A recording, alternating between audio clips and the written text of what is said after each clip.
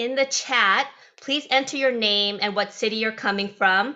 Feel free to add your LinkedIn profile if you want to kind of connect with other folks in the community as well. For those that are watching this on live stream via LinkedIn, YouTube, Facebook, Twitter, we want you in this conversation as well. So introduce yourselves in the comment. Give us your name, what city you're coming from, if you want your LinkedIn. We want you engaged, even though you might be watching it on live stream. If you have a question, if something that Steven says really inspires you, let us know in the comment. And also feel free to ask questions as well. I'll be checking the LinkedIn chat as well, and we'll hopefully be able to ask Steven a question or two in the Q&A. So today's talk, Let's Talk, is on Trust and Inspire with Steven M.R. Covey. My name is Lan Fan. I'm the CEO and founder of Community of Seven. For those who are new to Community of Seven, there is one singular goal of these talks. It's to create an environment where you can come as you authentically are, where you are accepted, and where you can have deep, meaningful conversations with other purpose-led leaders to talk about what matters most to you. For those who are in the live Zoom audience, if you can, please turn on your videos, but we understand if you would rather turn it off as well. But it's really nice as a speaker to kind of see your beautiful faces.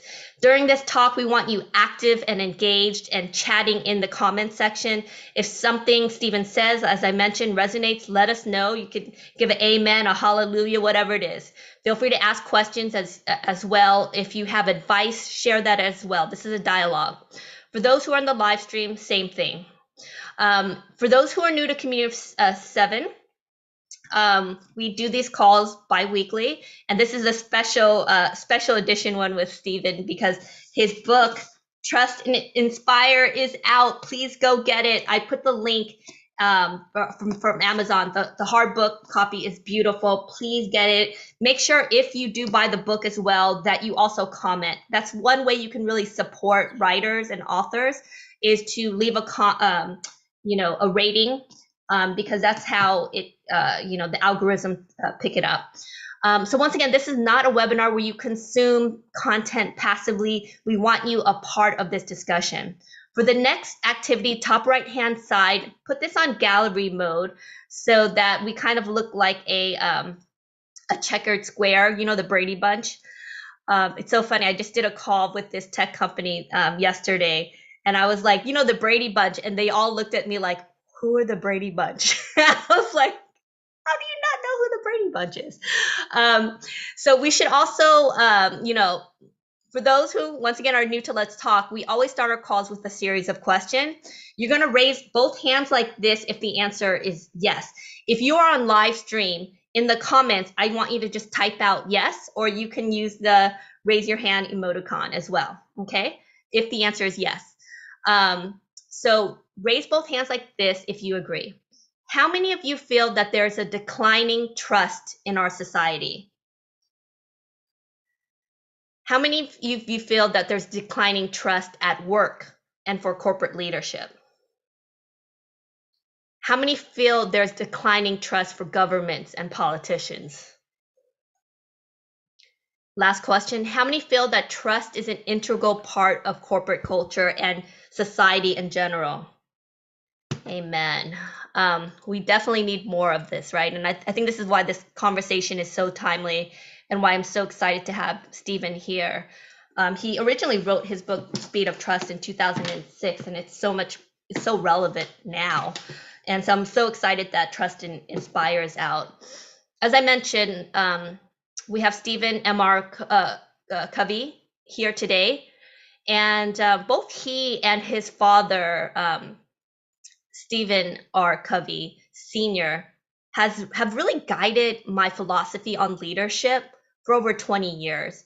My brother Van, yes, our name rhymes, Van and Lan, Fan, gifted me Steven R. Covey's book, 7 Habits of Highly Effective People, when I graduated from Stanford. I was still in education at the time, looking to get into education reform, but having no clue where to start and having really no clue about leadership. But that book was a game changer for me. Fast forward over a decade, I moved on from education, but became a serial entrepreneur, and finally entered the corporate world of marketing and advertising. I had become really jaded with the cutthroat, competitive world of agency life and corporate life, and was about to quit when I picked up Stephen M.R. Covey's The Speed of Trust. I couldn't put that book down. It was so different from all the other leadership books I had read. It was confirmation for me that one could be a leader and not have to compromise one's soul. It was confirmation that trusted leaders, or what I call servant leaders, could be effective and even excel in corporate America. It taught me that I had a place in corporate America, even though the authoritarian cultures that I had been around told me that I needed to lead from the front, not from behind, told me that I couldn't be kind and empathetic, that I couldn't show emotions, and that I couldn't be me. I was told that nice guys always finish last. And what I learned from the Covey family was that trusted leaders could not only survive, but thrive in corporate America. In fact, they could do better, be better, create profit for companies with the magical power of trust. They could be a force for good and a force for growth.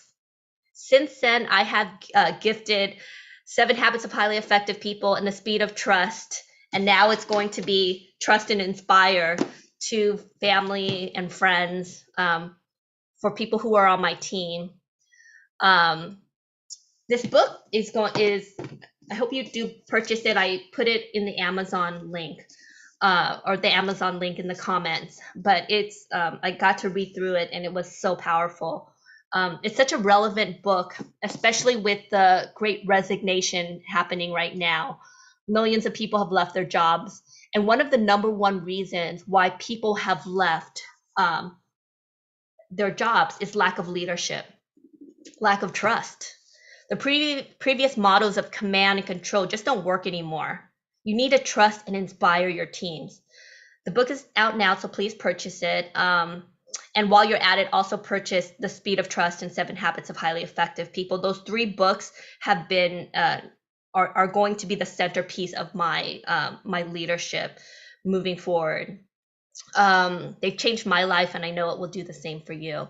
So before I introduce our guest for today, in the chats, for those who are watching on live stream, I want you to answer it in the comments, but don't press send until I tell you. So start answering this question in the comments, but don't press send until I tell you. Answer in a sentence or two. Is trust important in leadership, and why? So in the comments or in the chat, is trust important in leadership, and why? I'm going to give you a second to answer that, and I'm going to count down. 5, 4, 3, 2, 1, press send. Without trust, there's nothing, absolutely. No one follows a leader without trust. Trust is important because leaders guide companies. Trust is a necessity. Trust is a foundation for leadership. Employees need to feel trusted in order to do their jobs. Trust is always first. Trust is important because it's linked to psychological safety. Trust is important for collaboration. You need trust to be inspired. Thank you so much, guys. Trust is the glue. These are great. I love this. Trust creates an environment where people can excel. So, Stephen, you are definitely on the right page. You got a room full of people who agree with you right here. So, quick introduction. Stephen M.R. Covey is a New York Times best-selling author. He is #1 Wall Street Journal best-selling author of The Speed of Trust, and now Trust and Inspire.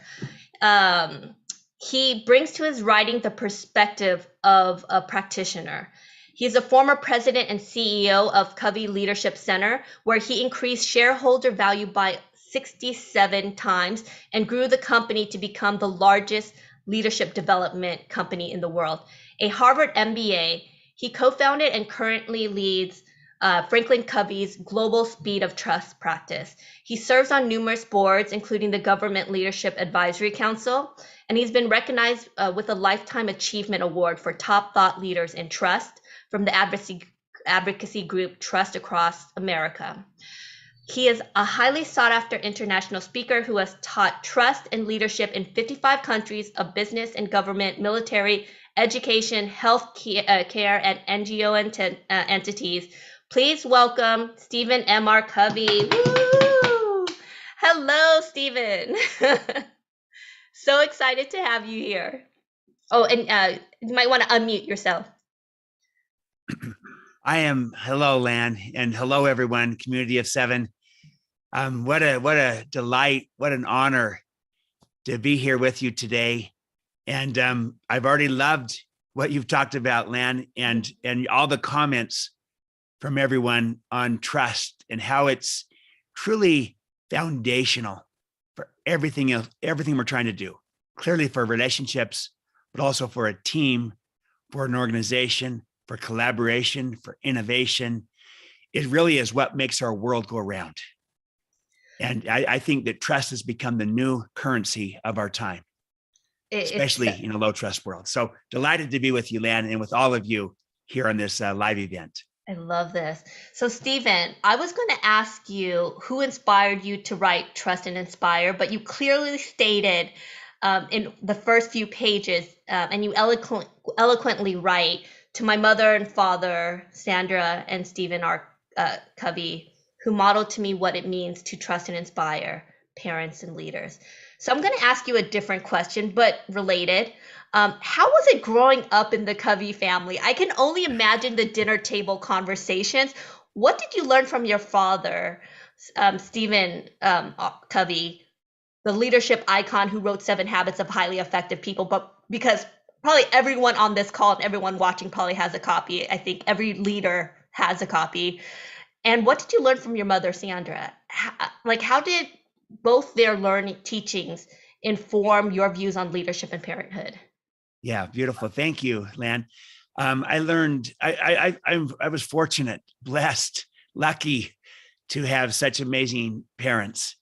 Both my father and my mother. My father, who's better known, but my mother was every bit his equal in every way, and a force for good.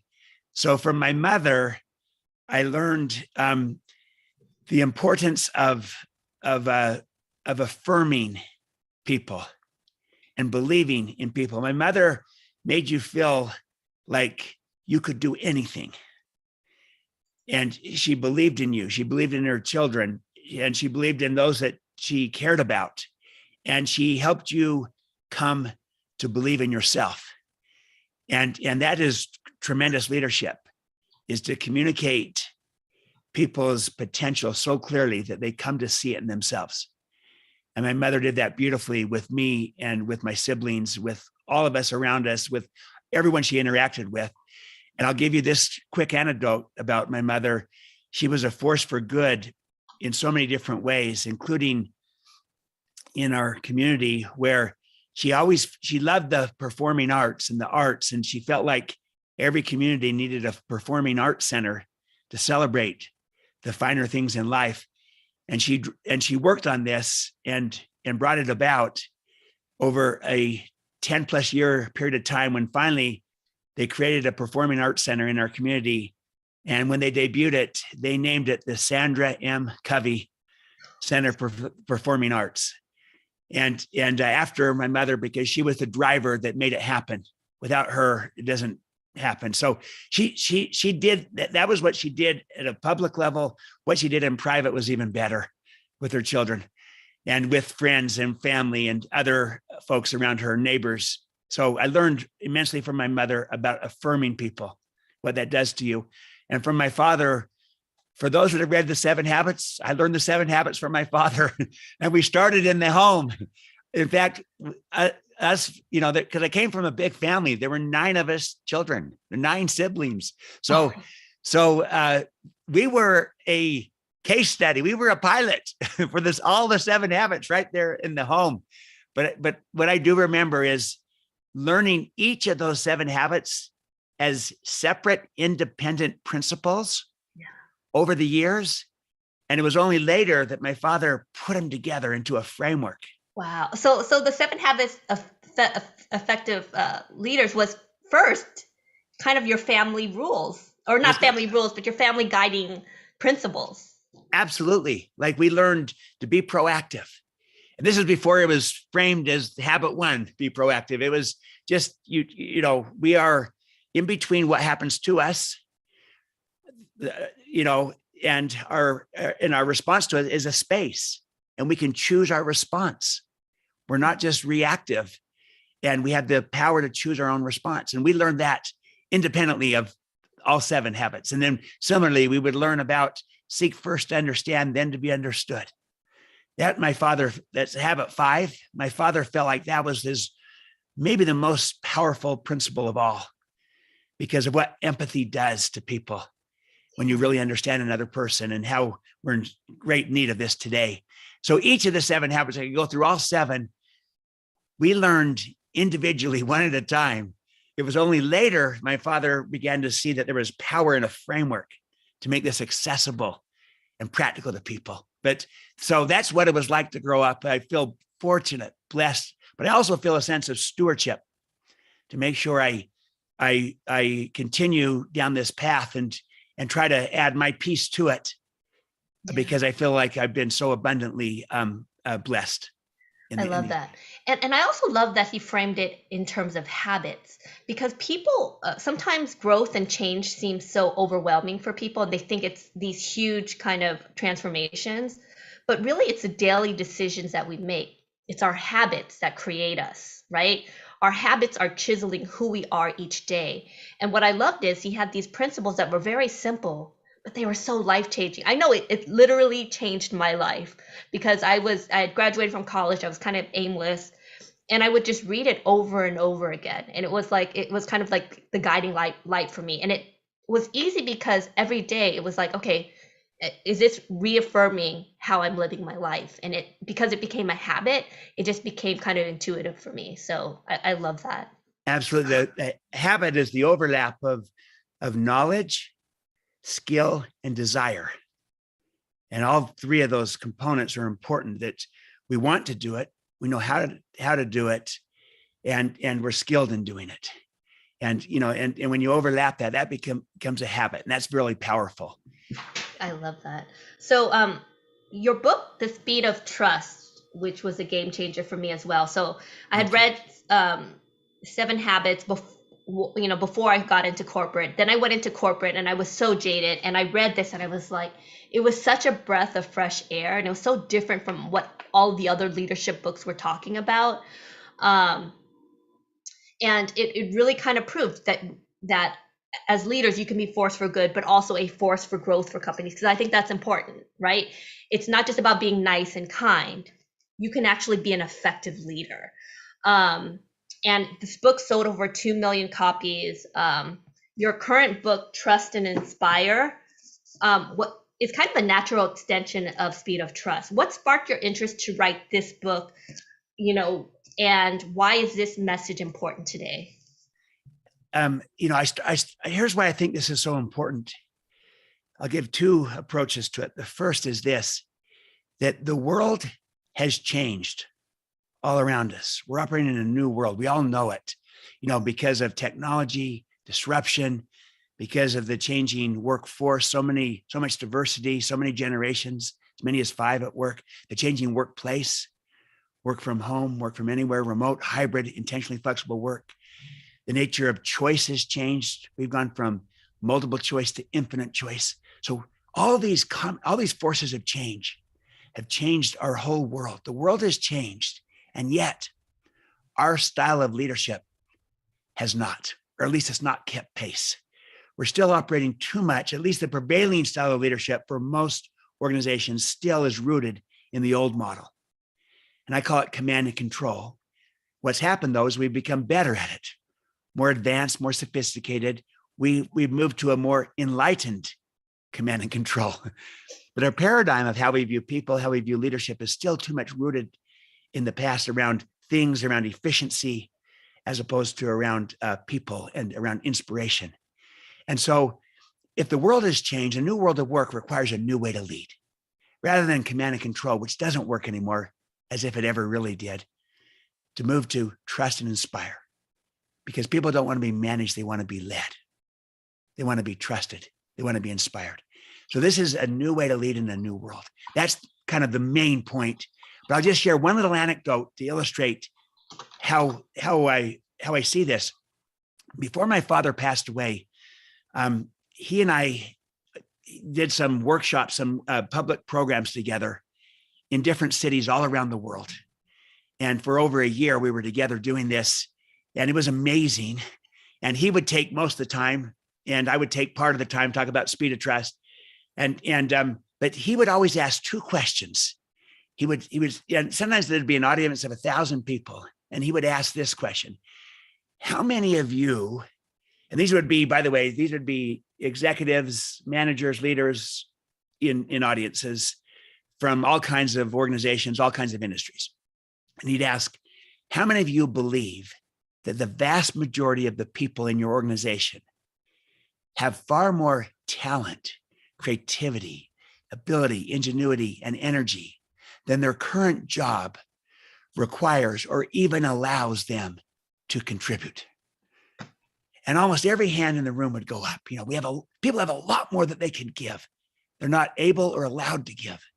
And then he'd ask a follow-on question: and how many of you also believe that the vast majority of the organization is under far more pressure and intensity to produce more with less? And again, almost every hand would go up. And then it was just kind of like, let this settle in for a moment. We're all under more pressure to produce more with less, and yet we have far more to give than we're able to give or allowed to give. What's wrong with this picture? Our leadership approach is not unleashing the capabilities, the talent, the potential of what people have inside of them. And I love the expression by Gandhi. He said, the difference between what we are currently doing and what we are capable of doing would solve most of the world's problems.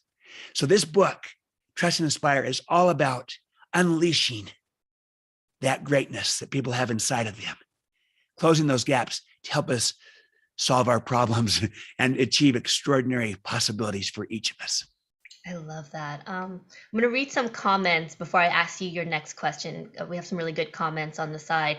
Tanya says, many corporate decision makers in the C-suite have come from the military, at least in the US, and I'm sure that contributed to the command and control model of business for over 4 decades. David has a really great quote. My favorite boss so far would often say, I trust you, and he meant it, and it made our team want to live up to that trust. We thrived. Let me see. And then Tanya also says, my mentor explained it this way: we managed things, but we lead people. Absolutely. Love that. To Tanya's point, see, command and control, you manage people and things. Trust and inspire, you manage things, you lead people. We need to be, see, I'm not here to bash management. We need good management. We also need good leadership. We need both. We need good management of things, of systems, of structures, of processes, of inventories, of finances, of the numbers. You manage the business. You manage things. You lead people. The moment we start to manage people as if they were things, we lose effectiveness. Be efficient with things, effective with people. Manage things, lead people. So Tanya, your mentor is right. That's a better way in our world. And the moment we start to manage people like things, we'll also end up with no people and a lot of things, because they'll go elsewhere to where they feel trusted and inspired. And actually, they're doing that now, right? They're doing it now. So, right, with the Great Resignation, it's been a wake-up call for a lot of companies, right? The pandemic has been what my friend Mita Malik calls a great awakening for workers, right? They're looking for companies where trust is an integral part of the company and their values.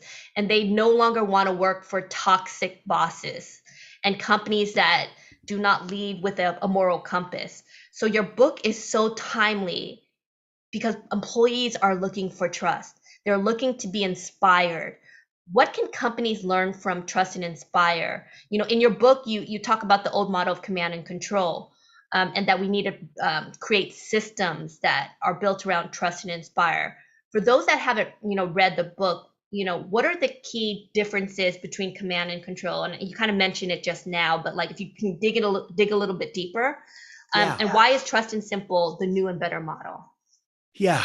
So command and control, I manage people and things. Trust and inspire, I manage things, I lead people. Command and control, the focus is on compliance, a good thing. Trust and inspire, it's on commitment, doing the right thing, not just following the rules. Higher level includes compliance, but so much more. Command and control is, I'll achieve coordination among groups or silos, but trust and inspire enables me to truly collaborate among teams. Someone mentioned that without trust, there's no collaboration. Mm-hmm. You might have coordination, but really trust is the ultimate collaboration tool. Command and control, by definition, it's about controlling people, containing.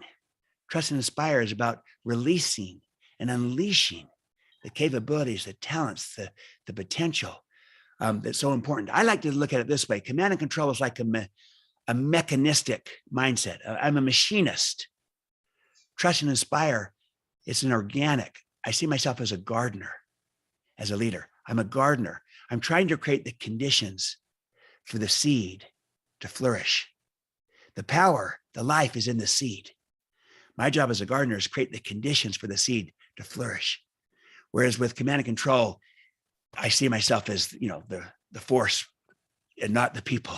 It's about me, not about them. So trust and inspire is all about them. This is your whole idea of servant leadership, man. I'm serving. I'm a gardener. I'm creating conditions for the people to flourish. Maybe one last distinction. Command and control tends to be about motivation. And that's external. It's extrinsic. So I have carrot and stick type motivation. More carrots, more sticks. Does it work? Sure. It motivates people to want to get more rewards. But you got to constantly kind of externally feed this. More stimuli, more carrots, more sticks. Trust and inspire, by contrast, is about inspiration. It's intrinsic. It's internal. It's inside of people. To inspire means to breathe life into. So I breathe life into relationships, into teams, into cultures, into organizations. And whereas command and control sucks the life out of. So I breathe life into, I inspire. And that can live on for months, if not years, when people have that fire lit within them, the fire within. And so I think that this is just a far more relevant way to lead in our world today, in a world where people don't want to be managed. They want to be led. They want to be trusted. They want to be inspired. So I'll go back to David's comment. I saw that he said that his favorite boss so far, David Hansen, is the boss that said, I trust you. And what that does to a person is when they feel trusted, because he also said that he meant it. He didn't just throw it out gratuitously. I trust you. And he meant it. What that does is people feel inspired by that. They want to live up to that trust. They actually become more trustworthy. They rise to the occasion. They perform better. They develop capabilities. And guess what? They also reciprocate and return the trust. It becomes a beautiful, virtuous upward spiral of trust and confidence, creating more trust and confidence. So as leaders, we need to become more trusting because of our people that we lead. I'll bet each of us, like David, could identify a person in your life who you would describe as a trust and inspire person in your life. Maybe they were a leader, maybe someone at work, maybe someone in the community, maybe someone in your home, a coach, a mentor, a friend, family member, clergy, someone who believed in you, who had confidence in you, who maybe believed in you more than you believed in yourself, who trusted and inspired you. Think about that person or persons and what that did to you. I'll bet, like David, it brought out the very best in you. Love that. And talk about David again. He has another great quote here in the comments. We would have so much more passion for our work if we had a shared and inspiring vision, and if we were trusted and empowered to carry out our mission. And then Bridget, that's what the Great Resignation is all about. People are no longer accepting business as usual. And Leanne, trust builds believers in their leadership, not just followers.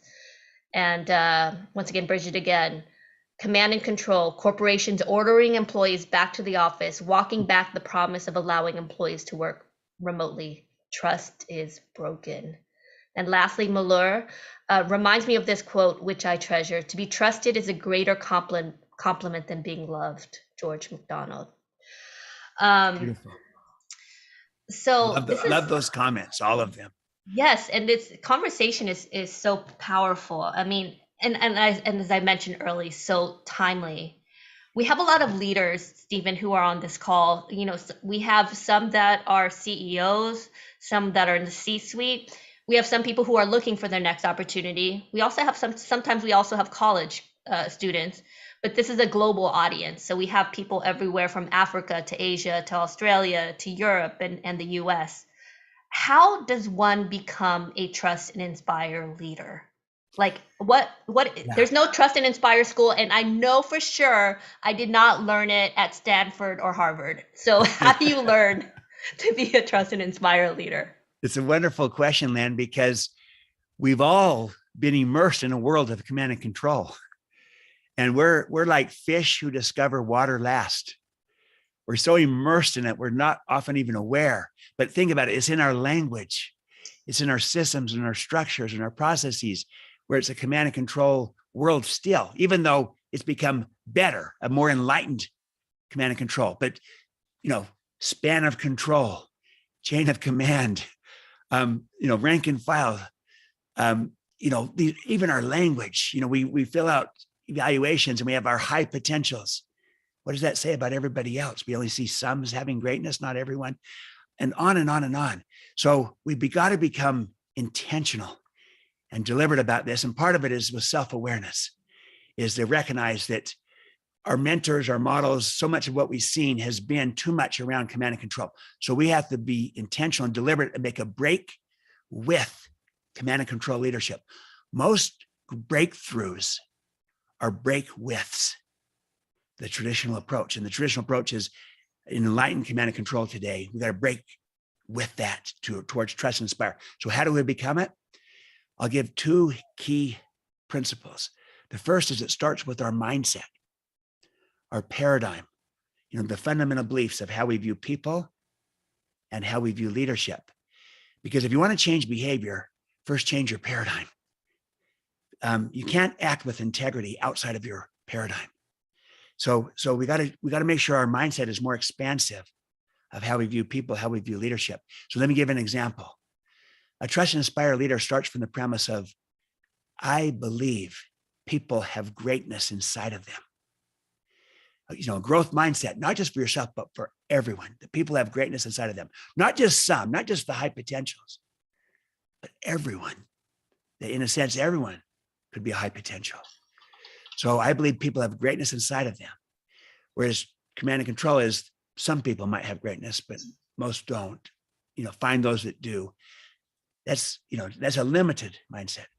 So then if you buy the belief that everyone has greatness inside of them, then my job as a leader is to unleash their potential, not to try to contain or control them. Another belief about people, I believe that people are whole people, body, heart, mind, spirit, not just economic beings. So if I buy that belief, my job as a leader is to inspire, not merely motivate. If people were just economic beings, then motivation would be sufficient. But they're whole people. They bring their whole self to work. The personal, professional, they're integrated, the body, the heart, the mind, the spirit. So that they want to be inspired, not just motivated, and so forth. I could go, there's beliefs like this. You start with the mindset of how you view people and how you view leadership. I'll give you one mindset on leadership, that there is enough for everyone, an abundance mentality. So if you buy that, then my job as a leader is to elevate caring above competing. But if I have a scarcity mentality, then, I set up competitive systems within the workplace. Now, look, let's compete in the marketplace, but let's collaborate and care within the workplace. But it starts with an abundance mentality. Scarcity might be good economic theory, but scarcity is lousy leadership theory and practice. Abundance is far better. And leadership is stewardship. So it starts with the mindset of how I view people, how I view leadership, and then moves into the stewardships, the actions, the things that we do. So I'll pause on that before I go into the stewardships and maybe take some more questions, but I'll make sure I talk about the stewardships at some point, the things that we do as leaders. But it starts first with our mindsets, how we view people, how we view leadership, our map, our mental map of the world, our paradigm, to make sure it's accurate to the territory, to the reality. That's so powerful. The one thing that it came up to my head while you were speaking, because it's so beautiful and I think it's so needed. But I think of Peter Drucker's quote, "What gets measured gets managed," and I kind of paraphrase it: "What gets managed, what gets measured gets done." How do we measure trust? How do we measure inspiration? And I think that's one reason why corporations, I won't say don't value it, but if you look at corporate America today, people aren't hired because of trust. And even though it's probably the most important thing, being able to inspire, being able to trust, it's more based on how much, as a salesperson, how much did you sell? Or as a marketer, what were the results? How do we make this trust and inspiration something that we can measure so that it can be elevated in corporate America? Yeah, these are important points you're bringing up, man, because we tend to measure what matters, and then we tend to focus on that. The reality is you actually can measure trust. Trust is a perception. You can measure perceptions through anonymous surveys. Think about it. We've been measuring engagement now for 20 years. We've gotten good at this. You can also measure trust, the perception of the level of trust that people have in leaders or in a team, the confidence that they have. You can measure not only the level, but also the components of it. Why? Because it's one thing if they say there's lower trust because of a lack of integrity. That's one kind of issue. But what if there's lower trust because a lack of results? We're not delivering, we're not performing. Or lower trust because we have self-serving intent instead of seeking mutual benefit and so forth. So why the trust is what it is also important as the level. The point is, though, you can actually measure trust. And I think, well, let me ask our audience this question. How many of you, with either you, with your organization, or with clients that you're working with or serving, how many today are you measuring engagement in some way, shape, or form? Raise hands. Okay, most hands. Let me ask this question. 20 years ago, how many were measuring engagement? Far less, but a few started. Okay. Let me ask this about trust. How many today of you, either you or your organization or your clients, are systematically measuring trust? Okay, there's a few. That's a lot more than there were 10 years ago. And probably because of your work. Well, I hope so. But my prediction is, in the same way that engagement went from a few to almost everyone, I think you're going to find 10 years from now, most everybody measuring trust because of how important it is, how predictive it is, how explanatory it is. I think this is where it's going. You can measure trust. You can also measure inspiration. And here's interesting. There's data from Bain and Company that shows inspired employees, yes, they're clearly more productive than merely satisfied employees, 125% more productive than satisfied employees. But guess what? Inspired employees are even 56% more productive than engaged employees. In other words, there's another level of engagement. It's inspiration. I believe this: inspiration is the new engagement.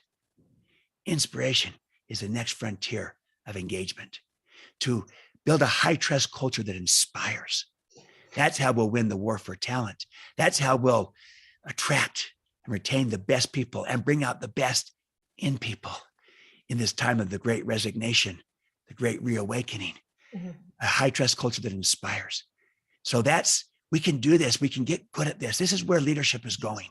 It's moving from command and control to trust and inspire in all its forms, including in being able to measure it.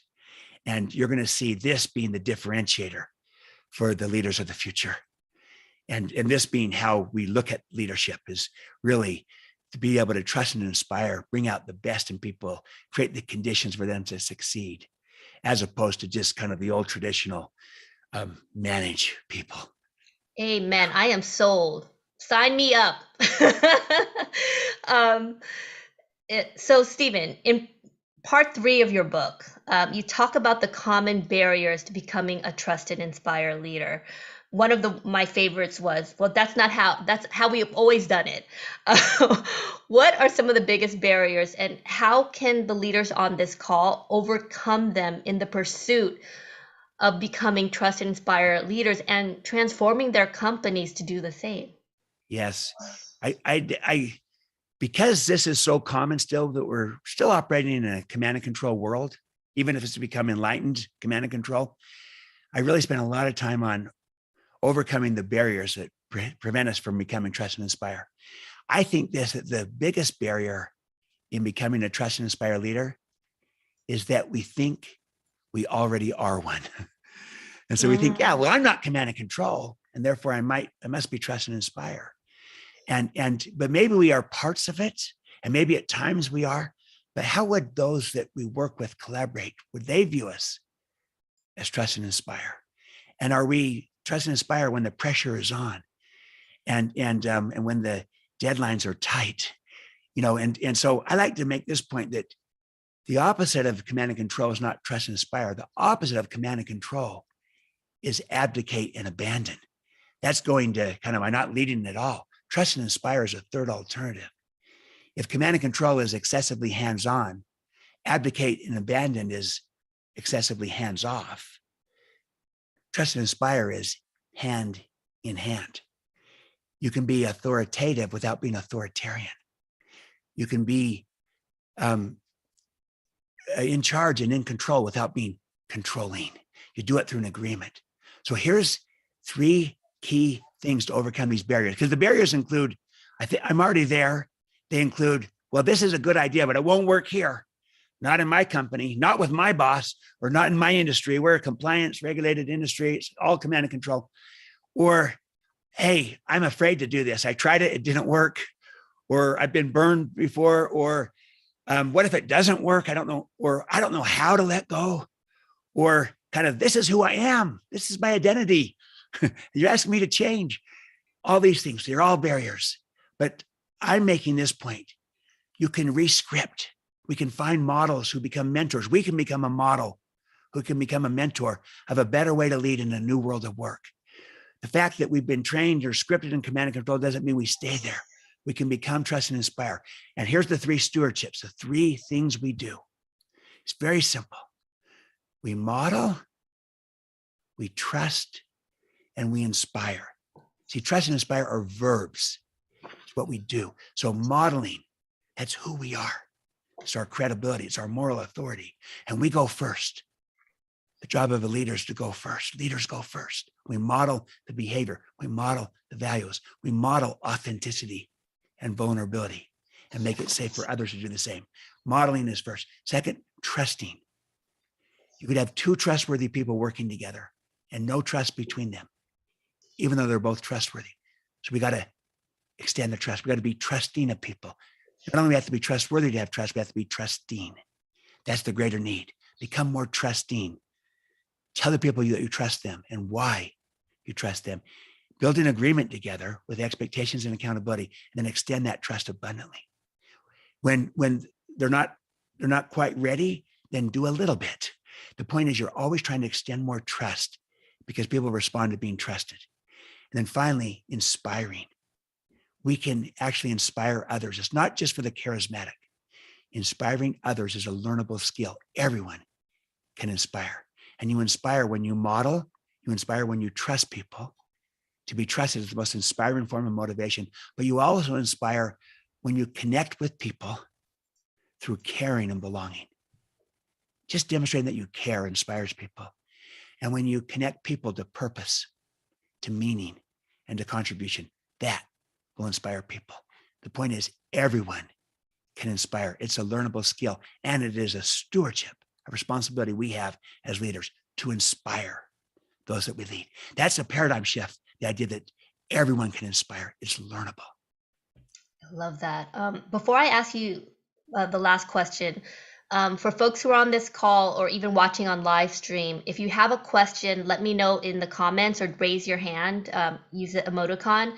So we're going to be opening it out. You guys can actually ask your question to Stephen soon.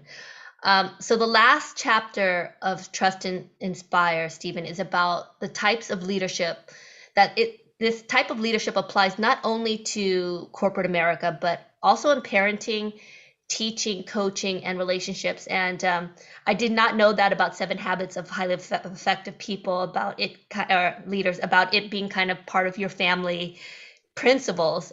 So it just makes so much more sense now. I was talking to a friend about how much you and your father have inspired my thought on leadership. And it made me remember before I went into marketing and before I was an entrepreneur, I was actually a teacher. And one of my first jobs was to create a teaching curriculum for this urban school in Hayward, California. And there was literally a classroom of kids that were the forgotten kids. And I remembered I incorporated the lessons from your father's book, The 7 Habits of Highly Effective People, into the curriculum. To make a long story short, the kids thrived. In schools, we don't teach kids how to learn. We don't teach kids how to think critically and how to prepare them to be successful. We expect them to just know that when obviously they don't.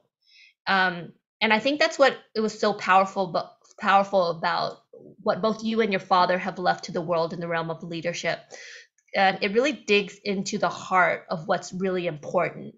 It's about the intangible emotional intelligence needed to succeed that are often not valued, right? Even though it is probably the most important thing in leadership, right? And I believe they supersede any hard skills that are often focused and touted in business school. Tell us more about how we can use trust and inspire in our homes, in our communities, in our relationships. Wonderful, Len. Thanks for bringing that up. This is maybe my favorite part of the book, is I call it trust and inspire in any context.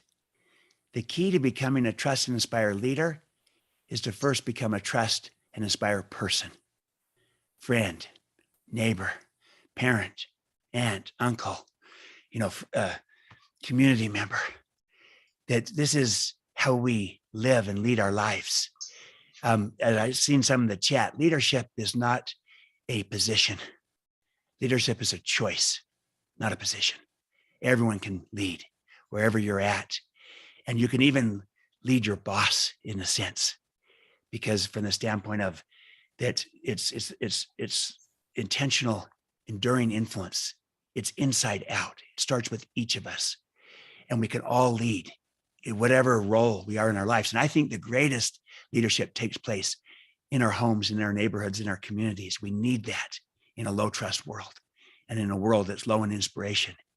We need examples. We need models of trust and inspire leadership in a command and control world. We need models who can become mentors. A mentor is a model with a relationship. And so what if you could model that, become it, for maybe you start in your own home or in your neighborhood. Maybe you start on your team. Maybe you're not the team leader, but you're a team member, and you start with you as a leader of your team, as a team member, by the leadership you're providing, by your modeling, by going first. That's the point, is that we don't have to wait on anybody else. We can become trust and inspire. We can give a model of how they can do it in our company when everyone says this is a command and control industry. And then we become a trust and inspire leader and team, getting results in a way that grows the people, getting results in a way that inspires trust. And then people say, how are they doing it? And they learn from you. They see a model, become a mentor. You ripple out. It's inside out, the ripple effect. Drop water comes down. It starts with each of us, self to relationship, to team, to organization, to partners, stakeholders, to society, inside out, like the ripple effect rippling out. So we all look in the mirror. So I give 2 invitations to all of us to think about that you can do from the inside out, because not everyone around you is going to be trust and inspire. There's going to be a lot of command and control, but you can be the model of it. So here's my invitations. The first is I asked each of you to identify a trust and inspire person in your life, like David did, his favorite boss to date, told him, I trust you, and meant it. So think of the trust and inspire person in your life, family member, friend, neighbor, leader, mentor, coach, clergy, whatever, someone that believed in you, had confidence in you, trusted and inspired you. And I bet you have more than one, but think of at least one. And what that did to you, how that changed you, how that really transformed you, how you responded to it. My first invitation is, would you make the effort to thank that person? Go back and thank that person. So David, go back and thank that favorite boss to date. Others, go and thank the person and say, hey, we went through a session, talked about trust and inspire, and Stephen asked us to identify someone. I thought of you. When you thank them, you'll be amazed at what that does to them, but also to you. So that's my first invitation.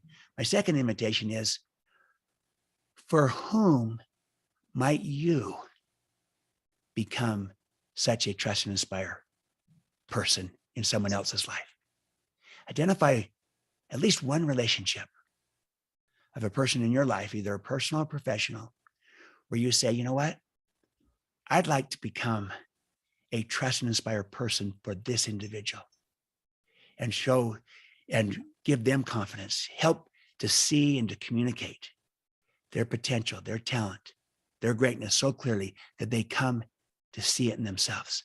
Help them develop it, help them unleash it. What if, just like someone did this for you, what if you could do this for another?